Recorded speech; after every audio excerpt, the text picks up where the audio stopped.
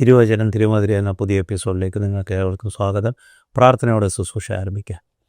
സ്തുതിക്കുന്ന കർത്താവേ, സ്തോത്രം ചെയ്യുന്ന കർത്താവേ, ഞങ്ങൾക്ക് വാത്സല്യമായ സ്വർഗ്ഗസ്നാഥ, ഓരോ ദിവസവും ഓരോ നിമിഷവും ഞങ്ങളെ വഴിയെടുത്തുന്ന നന്മകൾക്കായി നന്ദിയോട് സ്തോത്രം. അങ്ങ് നല്ലവനും വല്ലവനും വാക്കുമാറാത്ത ദൈവായിരിക്കുന്ന വാഗ്ദത്തിൽ വിശ്വസ്തനായിരിക്കുന്ന നന്ദിയോട് സ്തോത്രം. ജീവിതയാത്രയിൽ കർത്താവെ, പലപ്പോഴും ഞങ്ങളായിരിക്കുന്ന സംഘർഷങ്ങളിൽ കർത്താവെ, നീ ഞങ്ങളെ വിടുവിക്കുകയും അങ്ങയുടെ സൗഖ്യവും സമാധാനവും സ്വാതന്ത്ര്യവും നൽകി വഴി നടത്തുന്ന നന്മകൾക്കായ സ്തോത്രം കർത്താവെ. അവിടെ നിർത്താവ് ഈ സമയത്ത് അടിയങ്ങളെ തന്നെ നിൻ്റെ കരങ്ങളെ സാർപ്പി നിർത്താവേ. കർത്താവെ, സംബന്ധിക്കുന്ന ഓരോ മക്കളെ നിൻ്റെ കരങ്ങൾ സാർപ്പി നിർത്താവേ.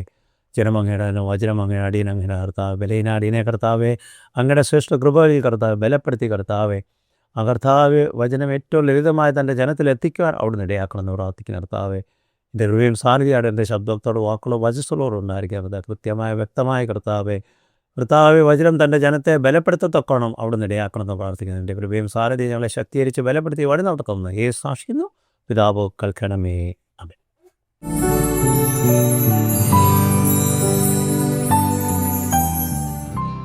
ദൈവത്തിൻ്റെ പൊന്നുനാമത്തിന് മഹത്വം ഉണ്ടായിരിക്കട്ടെ. ഇന്ന് നമ്മുടെ ജീവിതയാത്രയിൽ ഏറ്റവും കേൾക്കുന്ന ഒരു കാര്യമാണ് മാനസിക സംഘർഷങ്ങൾ, ഉത്കണ്ഠ. അതിന് കാരണം പലപ്പോഴും നാം നോക്കുകയാണെങ്കിൽ നമ്മുടെ ജീവിതത്തിൽ നമുക്ക് ഒന്നും ചെയ്യുവാൻ, അല്ലെങ്കിൽ നമ്മുടെ ഉത്കണ്ഠ കാരണം അതിൽ ഒരു കാര്യം പോലും മാറ്റുവാൻ കഴിയാത്ത കാര്യങ്ങളെ പറ്റിയാണ് കൂടുതലും ഉത്കണ്ഠ. ഇന്നെന്ത് ഭവിക്കും, നാളെ എന്ത് ഭവിക്കും, അടുത്ത നിമിഷം എന്ത് ഭവിക്കും, ഇതിന്മേലൊന്നും നമുക്ക് ഒരു അധികാരമോ അവകാശമോ ഇല്ല. സമയത്തിന്മേൽ അധികാരവും അവകാശമില്ലാത്ത ബലഹീനരായ മനുഷ്യരാണ് ഈ സമയത്തെ പറ്റി ഉത്കണ്ഠപ്പെടുന്നത്. യഥാർത്ഥത്തിൽ ഉത്കണ്ഠയുടെ ആരംഭം സമയമാണ്. കഴിഞ്ഞു പോകുന്ന സമയം, കടന്നു വരേണ്ട സമയം, ഇപ്പോഴായിരിക്കുന്ന സമയം. ഈ മൂന്ന് കാര്യത്തെപ്പറ്റിയും എപ്പോഴും ഉത്കണ്ഠയാണ്. കഴിഞ്ഞു പോയതിനെ പറ്റി ഉത്കണ്ഠയെന്ന്, ഇതൊക്കെ ചെയ്യാൻ കഴിയുമായിരുന്നൊക്കെ ചെയ്തില്ല, അതിനെപ്പറ്റി ഒരു ആവലാതി ഉത്കണ്ഠയും. കടന്നു വരുവാൻ പോകുന്ന സമയത്തെ പറ്റിയാണെങ്കിലോ, ഇനി ഈ കാര്യങ്ങൾ ഇങ്ങനെ മുൻപോട്ട് പോയാൽ എങ്ങനെ ആയിരിക്കും, അതിനെ എങ്ങനെ മാറ്റം ചെയ്യുവാൻ കഴിയും, അതിനെ എങ്ങനെ തരണം ചെയ്യുവാൻ കഴിയും, അതിനെ പറ്റിയുള്ള ഉത്കണ്ഠ. നമ്മളായിരിക്കുന്ന സമയത്തെപ്പറ്റി, ഇത്ര കാര്യം ഇപ്പോൾ തീർക്കണം, അതിനുള്ള സാവകാശമില്ല, എന്ത് ചെയ്യണം. നാം യഥാർത്ഥത്തിൽ നോക്കുകയാണെങ്കിൽ ഈ ഉത്കണ്ഠ നിമിഷം പല കാര്യങ്ങൾ ചെയ്യുവാൻ കഴിയുന്നുമില്ല, ചെയ്യേണ്ട സമയത്ത് ചെയ്യുവാൻ കഴിയുന്നുമില്ല, ചെയ്യേണ്ട കാര്യങ്ങൾക്കായി നമ്മളെ ഒരുക്കുവാനും കഴിയുന്നില്ല. കാരണം ഇതൊക്കെ നമ്മുടെ ജീവിതത്തിൻ്റെ ഉത്കണ്ഠയാണ് ഇതിനൊക്കെ തടസ്സമായി ഇരിക്കുന്നത്. ഇതിനെ എപ്രകാരം നമുക്ക് തരണം ചെയ്യുവാൻ കഴിയും? ആ തരണം ചെയ്യുമ്പോൾ നാം എന്താണ് നമ്മുടെ ജീവിതത്തിൽ നാം മനസ്സിലാക്കേണ്ടത്? കർത്താവിൻ്റെ പരസ്യ ശുശ്രൂഷയിൽ പല കാര്യം പറയുന്നു. പൗലോസ്ലീഹയുടെ ലേഖനങ്ങളിലൊക്കെ ഇത് പറയുന്നുണ്ട്. ഇതൊക്കെ നാം വായിക്കുന്നവരാണ്, ഇതൊക്കെ കേൾക്കുന്നവരാണ്. എന്തിന്? ഈ സമയത്ത് എന്നെ കേൾക്കുന്ന ജനം ചിലപ്പോൾ ഇന്നത്തെ ശുശ്രൂഷ കഴിഞ്ഞ് നാളത്തെ പറ്റിയുള്ള ഉത്കണ്ഠയായിരിക്കും. നാം ദേവാലയത്തിൽ കടന്നുപോയി അനുഗ്രഹപ്രദമായ ഒരു ദൂത് കേട്ട് ഇതിനെയൊക്കെ എങ്ങനെ തരണം ചെയ്യാമെന്ന് കേട്ട് പുറത്തിറങ്ങുമ്പോൾ ആദ്യത്തെ ചോദ്യം അല്ലെങ്കിൽ ചിന്ത മനസ്സ്, ഉച്ചയ്ക്ക് എന്താണ് കഴിക്കേണ്ടത്? അതും ഒരു ഉത്കണ്ഠയാണ്. അപ്പോൾ എല്ലാ കാര്യത്തിലും ഉത്കണ്ഠയോട് ജീവിക്കുന്ന ഒരു മനുഷ്യനോടാണ് ഈ ദൈവവചനം നമ്മോട് പറയുന്നത് ഇതിൻ്റെ ഒരു ആവശ്യവുമില്ലെന്ന്. ഫിലിപ്പിയ ലേഖനം 4:6 ഇപ്രകാരമാണ് പറയുന്നത്, ഒന്നിനെക്കുറിച്ചും ഉത്കണ്ഠപ്പെടരുത്, എല്ലാറ്റിലും പ്രാർത്ഥനയാലും അപേക്ഷയാലും നിങ്ങളുടെ ആവശ്യങ്ങൾ സ്തോത്രത്തോടുകൂടെ ദൈവത്തോട് അറിയിക്കുകയാണ് വേണ്ടത്. നാം ഇത് കേൾക്കുമ്പോഴോ, പ്രസംഗിക്കാൻ എന്ത് നല്ല വാക്യം, പൗലോസ്ലീഹ എഴുതിയ എന്ത് നല്ല. പക്ഷെ പൗലോസ്ലീഹയുടെ ജീവിതം നോക്കുകയാണെങ്കിൽ പ്രയാസങ്ങളും വേദനകളും പ്രതിസന്ധികളും നിറഞ്ഞൊരു ജീവിതമായിരുന്നു. അപ്പോൾ ആ ജീവിതത്തിൽ ഉത്കണ്ഠപ്പെടാതിരിക്കാനുള്ള ഒരു സാഹചര്യവും ഇല്ല. ഫിലിപ്പിയ സഭയോട് പറയുമ്പോഴും ജീവിതത്തിൻ്റെ വേദനകളുടെ താഴ്വരയിൽ കടന്നു വന്ന സാഹചര്യങ്ങളിലാണ് ഇതൊക്കെ പറയുന്നത്. പക്ഷെ അവിടെ പറയുന്നൊരു കാര്യം, ഒന്നിനെക്കുറിച്ചും ഉത്കണ്ഠപ്പെടരുത്. അതായത് നമ്മുടെ ജീവിതത്തിൽ വന്നതും വരാനിരിക്കുന്നതും വന്നുകൊണ്ടിരിക്കുന്നതുമായ എന്ത് കാര്യമായിക്കൊള്ളട്ടെ അതിനെപ്പറ്റി നാം ഉത്കണ്ഠപ്പെടേണ്ട ആവശ്യമേ ഇല്ലെന്നാണ് പറയുന്നത്. പക്ഷേ നാം ഉത്കണ്ഠപ്പെടാതിരിക്കാൻ കഴിയുമോ? നമുക്ക് ആ ഉത്കണ്ഠയില്ലെങ്കിൽ നമ്മുടെ ജീവിതത്തിൽ എന്തോ ഒരു കുറവുള്ള പോലാണ്. നമുക്ക് ഈ ഉത്കണ്ഠയുടെ ആവശ്യമുണ്ട്. എന്നാലും മാത്രമേ ജീവിതത്തിൽ എന്തൊക്കെയോ നടക്കുന്നെന്നുള്ള ഒരു ബോധ്യമുള്ളൂ. ഉത്കണ്ഠയില്ലെങ്കിൽ നാം ശാന്തതയോടും സമാധാനത്തോടും ജീവിക്കുകയാണെങ്കിൽ നമ്മുടെ ജീവിതത്തിൽ ഒന്നും നടക്കുന്നില്ലെന്നുള്ളൊരു ചിന്തയാണ് പലപ്പോഴും അനേകർക്ക് കടന്നു വരുന്നത്. അവിടെ പിന്നെ പറയുന്നത്, എല്ലാറ്റിലും പ്രാർത്ഥനയാലും അപേക്ഷയാലും നിങ്ങളുടെ ആവശ്യങ്ങൾ സ്തോത്രത്തോടെ ദൈവത്തോട്. പ്രാർത്ഥനയാലും അപേക്ഷയാലും നിങ്ങളുടെ ആവശ്യങ്ങൾ സ്തോത്രത്തോടു കൂടെ. ഏറ്റവും പ്രയാസമുള്ളൊരു കാര്യമാണ് സ്തോത്രത്തോടു കൂടെ അപേക്ഷ സമർപ്പിക്കുക എന്ന് പറഞ്ഞാൽ. ദൈവമേ സ്തോത്രം, നീ ചെയ്ത എല്ലാ നന്മയ്ക്കായ സ്തോത്രം, നീ ചെയ്യാനിരിക്കുന്ന നന്മയ്ക്കായ സ്തോത്രം, എൻ്റെ ജീവിതത്തിൽ നീ കടത്തിവിടുന്ന എല്ലാ കാര്യങ്ങൾക്കായ സ്തോത്രം. നമുക്ക് പറയാൻ കഴിയുമോ? അസ്വസ്ഥതയുടെ വേദനയുടെ അങ്ങ് ഏറ്റവും വലിയൊരു പ്രതിസന്ധിയിലായിരിക്കും ജീവിതം പോകുന്നത്. ഇത് കേൾക്കുമ്പോൾ ചിന്തിക്കും, എന്തിനാ സ്തോത്രം പറയാൻ? എൻ്റെ വേദനയുടെ ആഴം എങ്ങനെയാണ് ഈ വ്യക്തി മനസ്സിലാക്കുവാൻ കഴിയുന്നത്? എൻ്റെ ജീവിതത്തിൻ്റെ പ്രതിസന്ധിയെപ്പറ്റി എന്താണ് ഈ വ്യക്തിക്ക് അറിയാൻ കഴിയുന്നത്? പക്ഷെ നാം എപ്പോഴും മനസ്സിലാക്കണം, വേദനകളുടെ താഴ്വരയിൽ നമ്മെ ഒരിക്കലും കൈവിടാത്തവനാണ് എൻ്റെ കർത്താവ്. പ്രതിസന്ധികളുടെ താഴ്വരയിൽ നമ്മളെ ഒരിക്കലും കൈവിടാത്തവനാണ് നമ്മുടെ കർത്താവ്. വചനത്തിൽ എത്ര വ്യക്തമായി നാം മനസ്സിലാക്കുന്നു. തീച്ചൂളയുടെ മധ്യത്തിൽ, സിംഹക്കൂട്ടിൻ്റെ മധ്യത്തിൽ, ആഞ്ഞടിക്കുന്ന കൊടുങ്കാറ്റിൻ്റെ മധ്യത്തിൽ കടന്നു വരുന്നവനാണ് നമ്മുടെ കർത്താവ്. ഇതൊക്കെ നാം വായിക്കുന്നുണ്ട്. പക്ഷെ നമ്മുടെ ജീവിതത്തിൽ ഒരു സിംഹക്കൂട്ടോ തീച്ചൂളയോ കൊടുങ്കാറ്റോ വന്നു കഴിഞ്ഞാൽ അന്നേരം ഇതെല്ലാം അങ്ങ് മറന്നു പോകും. ദൈവം എന്തിനാണ് എന്നെ ഇങ്ങനെ കടത്തിവിടുന്നത്? എൻ്റെ ജീവിതത്തിൽ എന്തിനാണ് ഈ വേദനയുടെ താഴ്വരയിൽ നിന്ന് എന്നെ കടത്തിവിട്ടിരിക്കുന്നത്? അസ്വസ്ഥയുടെയും പ്രതിസന്ധിയുടെയും ജീവിത താഴ്വരയിൽ നിന്ന് എന്തിനാണ് എന്നെ കടത്തിവിടുന്നതെന്നുള്ള ചോദ്യങ്ങളാണ് ഉയരുന്നത്. അവിടെ നമുക്ക് പറയാൻ കഴിയുമോ? എല്ലാത്തിലും പ്രാർത്ഥനയാലും അപേക്ഷയാലും എല്ലാ ആവശ്യങ്ങൾ സ്തോത്രത്തോടെ സമർപ്പിക്കുവാൻ കഴിയുമോ? ക്യാൻസറിൻ്റെ പ്രതിസന്ധിയിൽ കടന്നു പോകുന്നവർക്ക് പറയാമോ, ദൈവമേ നീ തന്ന ഈ ക്യാൻസറിനായ സ്തോത്രം, എങ്കിലും നിൻ്റെ നാമം മഹത്വപ്പെടുത്തത്തക്കണം എൻ്റെ ജീവിതമാക്കി തീർക്കണമെന്ന് നമുക്ക് പറയുവാൻ കഴിയുമോ? നമുക്ക് മനസ്സിലാക്കുവാൻ കഴിയുകയില്ല. പക്ഷേ നമ്മെ ഇന്ന് അതിൽ നിന്ന് കടത്തിവിടുമ്പോൾ ചിലപ്പോൾ ദൈവത്തിനൊരു ഉദ്ദേശം കാണും. ദൈവത്തിന് തന്നെ മഹത്വീകരിക്കത്തക്കണ്ണുള്ളൊരു സാവകാശം കാണും. നമുക്കറിയാം, ലാസർ മരിച്ച് 3-ാം ദിവസം കടന്നു വന്ന് കല്ലറയിൽ നിന്ന് എഴുന്നേൽക്കുമ്പോൾ ദൈവനാമ മഹത്വത്തിനായിട്ടായിരുന്നു. ലാസർ മരിക്കാതിരിക്കാൻ കർത്താവ് എവിടെയായിരുന്നാലും ഒരു വാക്ക് പ്രാർത്ഥിച്ചാൽ മതി, ലാസർ മരിക്കാതിരിക്കുമായിരുന്നു. പക്ഷേ നമ്മുടെ ജീവിതത്തിൽ നമ്മെ ചില സാഹചര്യങ്ങളിൽ കടത്തിവിടുന്നത്, പ്രയാസത്തിൻ്റെയും വേദനയുടെയും കണ്ണുനീരിൻ്റെയും താഴ്വരയിൽ കടത്തിവിടുമ്പോൾ നാം എപ്പോഴും ഓർക്കണം, ദൈവത്തിന് എന്നിൽ കൂടെ എന്തോ മഹത്വീകരിക്കാൻ ആഗ്രഹിക്കുന്നു. എന്നെ തന്നെ അതിനുവേണ്ടി സമർപ്പിക്കുവാൻ നാം പഠിപ്പിക്കണം. മത്തായിയുടെ സുവിശേഷം 6:25 കർത്താവ് ആകുലത്തെപ്പറ്റി ചില കാര്യങ്ങൾ പറയുന്ന കാര്യം നമുക്കൊന്ന് മനസ്സിലാക്കാം. അതുകൊണ്ട് ഞാൻ നിങ്ങളോട് പറയുന്നത്, എന്ത് ഭക്ഷിക്കും എന്ത് കുടിക്കുമെന്ന് നിങ്ങളുടെ ജീവന് വേണ്ടിയും എന്ത് ധരിക്കുമെന്ന് നിങ്ങളുടെ ശരീരത്തിന് വേണ്ടിയും ഉത്കണ്ഠപ്പെടരുത്. ആഹാരത്തേക്കാൾ ജീവനും വസ്ത്രത്തേക്കാൾ ശരീരവും ശ്രേഷ്ഠമല്ലയോ? നാം ഒരു കാര്യം മനസ്സിലാക്കണം, എന്നെയും നിങ്ങളെയും സൃഷ്ടിച്ചിരിക്കുന്നത് തൻ്റെ സ്വരൂപത്തിലാണ്, ദൈവസ്വരൂപത്തിലാണ് നമ്മെ സൃഷ്ടിച്ചത്. അപ്പം തൻ്റെ സൃഷ്ടിയിൽ ഏറ്റവും ശ്രേഷ്ഠമായത് എന്താണ്? നാമാണ്. അപ്പോൾ നമ്മുടെ ആവശ്യങ്ങളനുസരിച്ച്, നമ്മുടെ ജീവിത സാഹചര്യം അനുസരിച്ച് അതെല്ലാം ദൈവത്തിൽ ഒരുക്കുവാൻ കഴിയുകയല്ലേ? പക്ഷെ നമ്മൾക്കെപ്പോഴും ഉത്കണ്ഠയാണ്, എല്ലാ കാര്യത്തിലും ഉത്കണ്ഠയാണ്. പ്രത്യേകിച്ച് ഒരു നോയമ്പ് കാലം വരുമ്പോൾ വ്യത്യസ്തമായ ഒരു ഉത്കണ്ഠയാണ്. കാരണം യഥാർത്ഥമായ നോയമ്പെടുക്കുമ്പോൾ ആ 40 അല്ലെങ്കിൽ 50 ദിവസം എന്തുണ്ടാക്കുമെന്ന്, ഓരോ ദിവസവും എന്തായിരിക്കണമെന്നുള്ള ചിന്തയിലാണ് കടന്നു പോകുന്നത്. അല്ലാത്ത ദിവസവുമുണ്ട്. പക്ഷേ ഇങ്ങനത്തെ സാഹചര്യങ്ങളൊക്കെ നോയമ്പ് കാലം വരുമ്പോൾ വ്യത്യസ്തമായ ഉത്കണ്ഠയാണ് അവിടെയുള്ള വീട്ടിലെ മാതാപിതാക്കൾക്കൊക്കെ. കാരണം എന്ത് ഭക്ഷണം ഉണ്ടാക്കുമെന്ന്. അങ്ങനെ നോയമ്പെടുത്തിട്ട് ഒരു കാര്യമില്ല. നാം എന്തിനായിരുന്നു നോയമ്പെടുത്തത്? ഈ ഉത്കണ്ഠയിൽ നിന്നെല്ലാം അതിജീവിക്കുവാനാണ് നോയമ്പെടുക്കുന്നത്. പക്ഷേ നോയമ്പെടുത്ത് നോയമ്പിനെ പറ്റിയുള്ള ഉത്കണ്ഠയിലാണ് നാം ജീവിക്കുന്നത്. ഈ സഹോദര സഹോദരി, എന്ത് കഴിക്കും എന്ത് ഭക്ഷിക്കുമെന്നതിനെ കാട്ടി കൂടുതൽ നമ്മെ ആക്കി വച്ചിരിക്കുന്ന നമ്മുടെ ജീവനെ പറ്റി, നമുക്ക് നൽകിയിരിക്കുന്ന നമ്മുടെ ശരീരത്തെ പറ്റി നാം എത്രമാത്രം കരുതുന്നുണ്ട്? അതിനെ മലിനമാക്കുന്ന ജീവിത സാഹചര്യങ്ങളാണോ പ്രവർത്തനങ്ങളാണോ ജീവിക്കുന്നതെന്ന് നാം എത്രമാത്രം മനസ്സിലാക്കുന്നുണ്ട്? അതിൻ്റെ 27-ാം വാക്യം വായിക്കുമ്പോൾ, ഉത്കണ്ഠപ്പെടുന്നത് കൊണ്ട് നിങ്ങളിൽ നിങ്ങൾക്കാർക്കെങ്കിലും തന്റെ ആയുസ്സിന്റെ ദൈർഘ്യത്തോട് ഒരു മുഴം കൂട്ടുവാൻ കഴിയുമോ? സത്യമല്ലേ?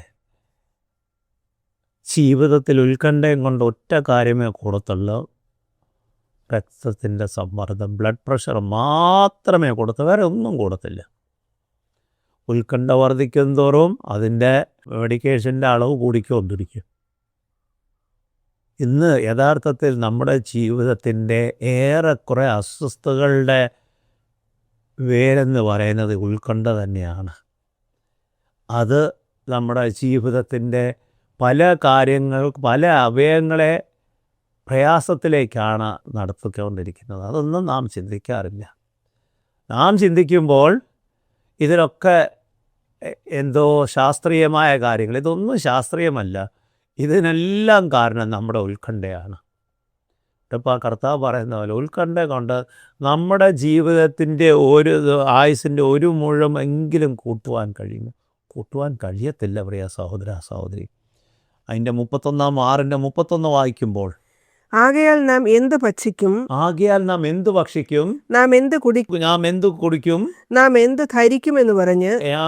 ധരിക്കുമെന്ന് പറഞ്ഞ് ഉത്കണ്ഠപ്പെടരുത്. ഇത് തന്നെയായിരുന്നു നാം 25 പറഞ്ഞത്. അതിൻ്റെ ഒരു വ്യത്യസ്തമായ, അത് ഈ 3 കാര്യത്തെ പറ്റിയാണ്. ഭക്ഷിക്കും, കുടിക്കും, ധരിക്കും. വേറൊരു കാര്യമുണ്ട്, നാം എവിടെ വസിക്കുമെന്നുള്ളൊരു കാര്യമുണ്ട്. അതിനെപ്പറ്റി ഉത്കണ്ഠയുള്ളവരുണ്ട്. ഈ ഉത്കണ്ഠ കാരണം ഇന്ന് നമ്മുടെ വ്യക്തിഗത ജീവിതത്തിൽ നാം പലപ്പോഴും കർത്താവ് ആഗ്രഹിക്കുന്ന പ്രവർത്തന മേഖലയിലേക്കോ കർത്താവ് ആഗ്രഹിക്കുന്ന രീതിയിൽ ഉള്ള ആത്മീയ വളർച്ചയോ നമുക്ക് വരാറില്ല. അതിന് കാരണം എന്താണ്? നമ്മുടെ ജീവിതത്തിൻ്റെ ഉത്കണ്ഠ. ഞാൻ എന്ത് ചെയ്യും, എങ്ങനെ ചെയ്യും? പലപ്പോഴും നാം കേൾക്കുന്നൊരു കാര്യമാണ്, എനിക്ക് പ്രവർത്തിക്കാൻ ഒരു യോഗ്യതയില്ല. അതൊരു ഉത്കണ്ഠയാണ്. പക്ഷെ നാം പ്രവർത്തിക്കത്തക്കോണം എനിക്ക് ഉള്ള യോഗ്യതയ്ക്കൊത്തവണ്ണം ചിലപ്പോൾ 2 പേരോട് ദൈവവചനത്തെപ്പറ്റി അല്ലെങ്കിൽ നമ്മുടെ ജീവിത സാഹചര്യത്തിൽ ദൈവം നമ്മുടെ വഴി നടത്തിയെ പറ്റിയൊക്കെ ഒരു കാര്യം പറഞ്ഞാൽ മതിയായിരിക്കും. അതിന് വേറെ യോഗ്യതയൊന്നും വേണ്ടല്ലോ. ഇന്ന് ലോകത്ത് നടക്കുന്ന പല കാര്യങ്ങളെപ്പറ്റി നമുക്ക് സംസാരിക്കുവാൻ കഴിയും. പക്ഷേ ജീവിതത്തിൻ്റെ തീച്ചൂളയുടെ അനുഭവത്തിൽ നിന്ന് നമ്മളെ വിടുവിച്ച കർത്താവിനെ പറ്റി നമുക്ക് പറയുവാൻ കഴിയുന്നുണ്ടോ? അത് നാം ഒന്ന് ചിന്തിക്കേണ്ടിയിരിക്കുന്നു. അതിൻ്റെ 6-33-34 വായിക്കുമ്പോൾ, മുൻപേ അവൻ്റെ രാജ്യവും നീതിയും അന്വേഷിക്കുവിൻ, അപ്പോൾ ഇതെല്ലാം കൂടി നിങ്ങൾക്ക് ലഭിക്കും. അതുകൊണ്ട് നാളെക്കുറിച്ച് ഉത്കണ്ഠപ്പെടരുത്. നാളത്തെ ദിവസം അതിനായി ഉത്കണ്ഠപ്പെടുമല്ലോ. അതത് ദിവസത്തിന് അന്നന്നത്തെ ദോഷം മതി. ഇത്ര വ്യക്തമായി പറയുന്നത് നാളെ പറ്റിയുള്ള ഒരു ഉത്കണ്ഠയും വേണ്ട. ഇവിടെ കർത്താവ് എത്ര വ്യക്തമായിട്ട് ആദ്യം പറയുന്നത്, മുമ്പേ എൻ്റെ രാജ്യവും നീതി അന്വേഷിക്കുവാൻ, അപ്പോൾ ഇതെല്ലാം നിങ്ങൾക്ക് ലഭിക്കും. പക്ഷെ ഇന്ന് പലപ്പോഴും നമ്മളുടെ പ്രവർത്തനത്തിൽ ഇതെല്ലാം ലഭിച്ചു കഴിഞ്ഞിട്ടാണ് നാം അവൻ്റെ രാജ്യവും നീതിയും അന്വേഷിക്കാൻ ആഗ്രഹിക്കുന്നവർ. അതിന് കാരണം നമ്മുടെ ജീവിതം ഒന്ന് തിട്ടപ്പെടുത്തി അതൊന്ന് ഭദ്രമാക്കി കഴിഞ്ഞ് ബാക്കി പിന്നെ ദൈവത്തിന് വേണ്ടി നമുക്ക് പ്രവർത്തിക്കാം. ദൈവം ആഗ്രഹിക്കുന്നതല്ല. എൻ്റെ പ്രവർത്തനത്തിൽ നിങ്ങൾ ഏർപ്പെട്ട് എനിക്ക് വേണ്ടി ഇറങ്ങി തിരിച്ച് പ്രവർത്തിക്കുമ്പോൾ നമ്മുടെ ജീവിതത്തെ യഥാസ്ഥാനപ്പെടുത്തത്തക്കോണം ദൈവത്തിന് മുഖാന്തരം ഒരുക്കുവാൻ കഴിയും. അതുകൊണ്ട് അവിടെ അതുകൊണ്ടാണ് പറയുന്നത്, നാളെയെക്കുറിച്ച് ഉത്കണ്ഠപ്പെടും, നാളത്തെ ദിവസം അതിനായി ഉത്കണ്ഠപ്പെടരുത്.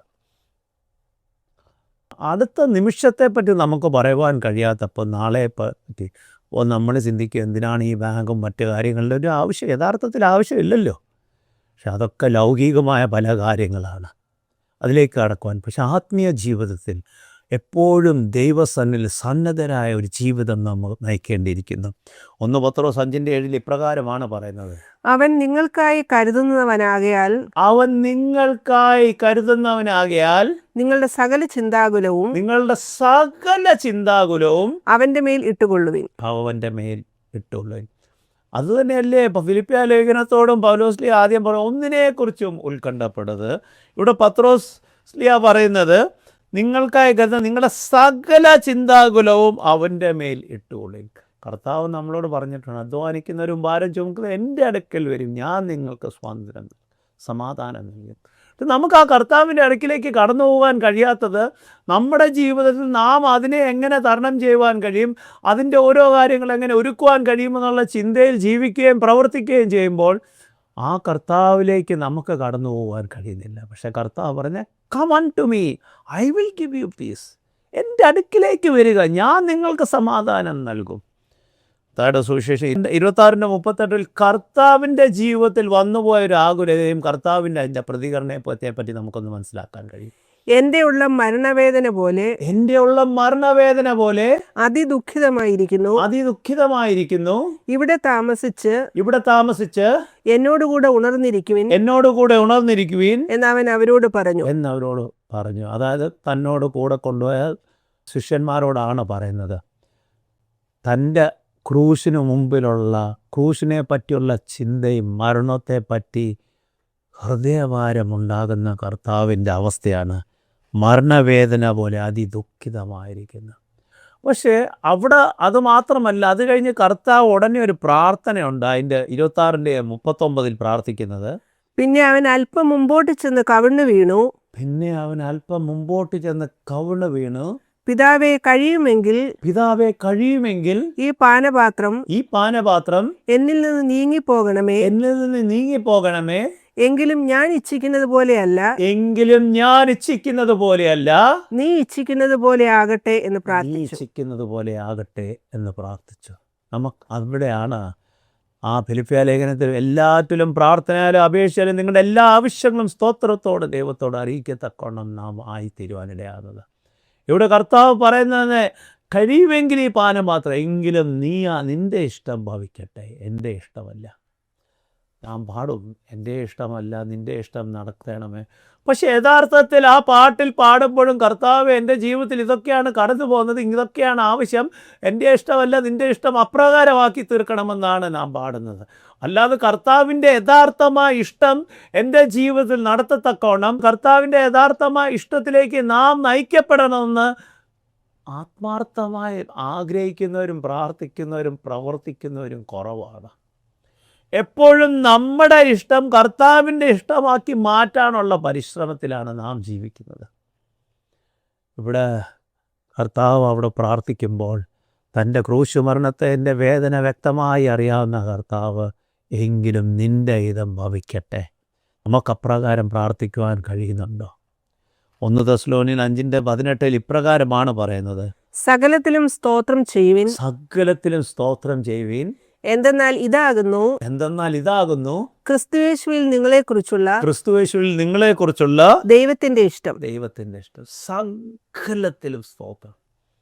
ഉത്കണ്ഠപ്പെട്ടിരിക്കുമ്പോഴും ദൈവത്തിന് സ്തോത്രം ചെയ്യാം. ദൈവം, നീ തന്ന അവകാശത്തിനായ സ്തോത്രം, നീ നടത്തിയ നന്മകൾക്കായ സ്തോത്രം, എൻ്റെ ജീവിതത്തിൽ ഞാൻ ഇന്നായിരിക്കുന്ന എല്ലാ കാര്യങ്ങൾക്കായി സ്തോത്രം.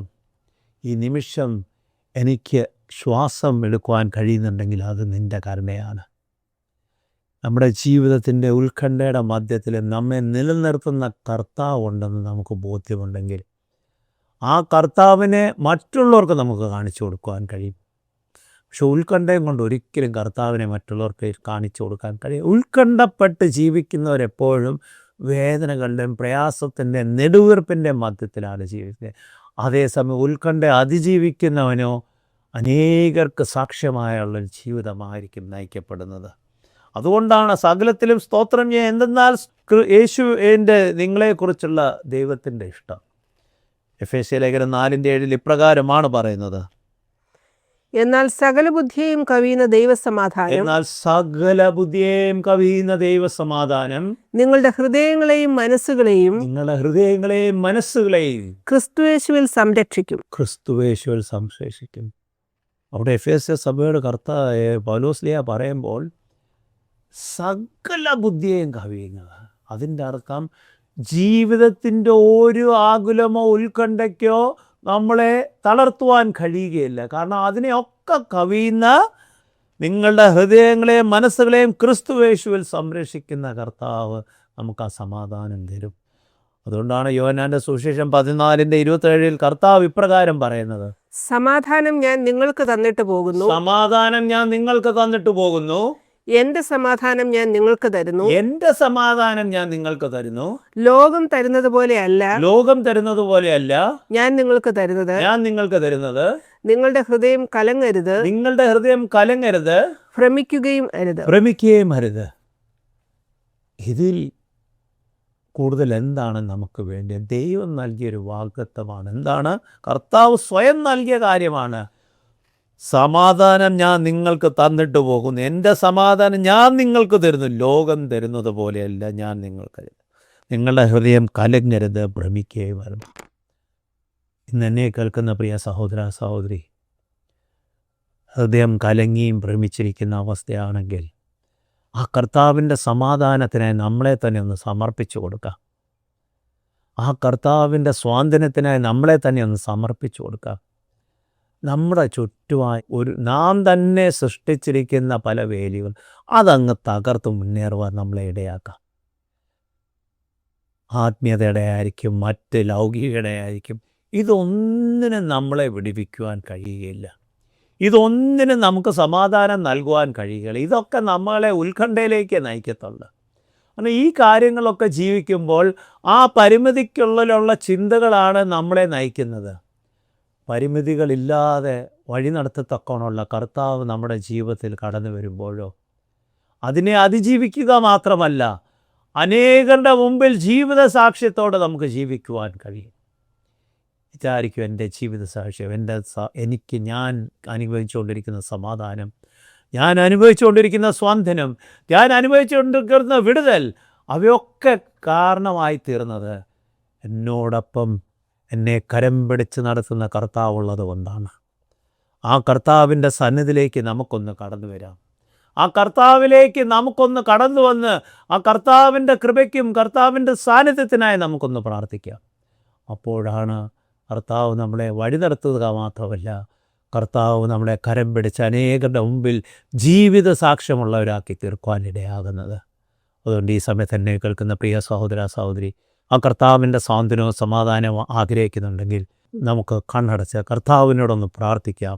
ആ കർത്താവിൻ്റെ സ്വാതന്ത്ര്യത്തിനും സമാധാനത്തിനുമായി സ്തുതിക്കുന്ന കർത്താവെ, സ്തോത്രം ചെയ്യുന്ന കർത്താവെ, ഞങ്ങളെ ദിവാത്സല്യമായ സ്വർഗസ്നാഥ, അവിടെ ഈ സമയത്ത് ഞങ്ങളെ തന്നെ എൻ്റെ കരങ്ങളിൽ സമർപ്പിക്കുന്ന കർത്താവെ, ക്രോളും ബലയുള്ള അടികളെ കർത്താവെ, പലപ്പോഴും കർത്താവെ ഉത്കണ്ഠയും വ്യാകുലത്തിൻ്റെയും മധ്യത്തിൽ ജീവിക്കുമ്പോൾ അവയൊക്കെ ഞങ്ങളെ തളർത്തുന്ന അവസ്ഥയാണ് കർത്താവെ.